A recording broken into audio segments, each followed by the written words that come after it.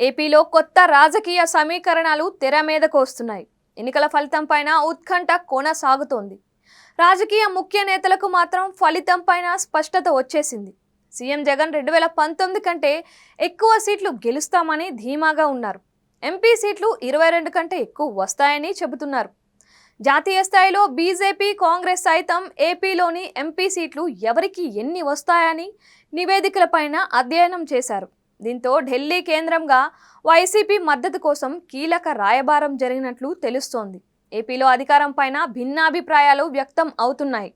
2019లో YCP గెలిచిన తరువాత ప్రధాని మోదీకి మద్దతుగా నిలిచింది.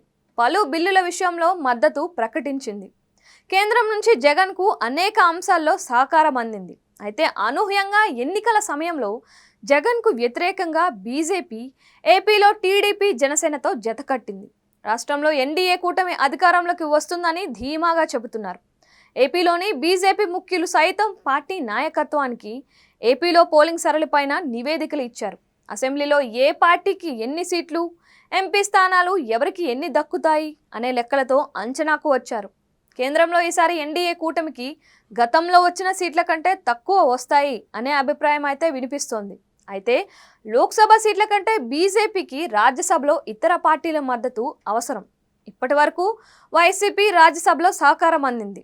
ఇప్పుడు టీడీపీతో బీజేపీ కలవటంతో ఇక జగన్ నుంచి ఆ సహకారం అందుతుందా లేదా అనేది సందేహంగా మారింది. అదే సమయంలో కేంద్రంలో గట్టి పోటీ ఇస్తున్నామని చెబుతున్న కాంగ్రెస్ ఇండియా కూటమి నేతల్లో ముఖ్య నాయకుడు తాజాగా వైసీపీలోని కీలక నేతలతో టచ్లోకి వచ్చినట్లు ప్రచారం సాగుతోంది.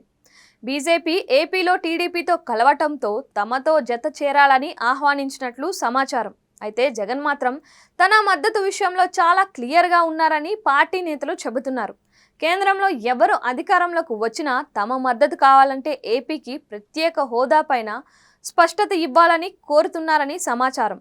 వైసీపీకి ఎక్కువ ఎంపీ సీట్లు వచ్చినా ఎన్డీఏ కూటమిలో టీడీపీ ఉన్నంత వరకు బీజేపీకి జగన్ మద్దతు సందేహమే. రాజ్యసభలో మాత్రమే జగన్ మద్దతు బీజేపీకి అవసరం అయ్యే అవకాశం ఉంది.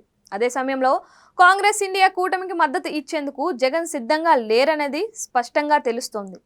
తటస్థంగా ఉంటూనే పరిస్థితులకు అనుగుణంగా నిర్ణయం తీసుకోవాలని భావిస్తున్నట్లు చెబుతున్నారు. అయితే ఎన్నికల ఫలితాల తర్వాత ఈ మొత్తం వ్యవహారం పైన స్పష్టత వచ్చే అవకాశం కనిపిస్తోంది.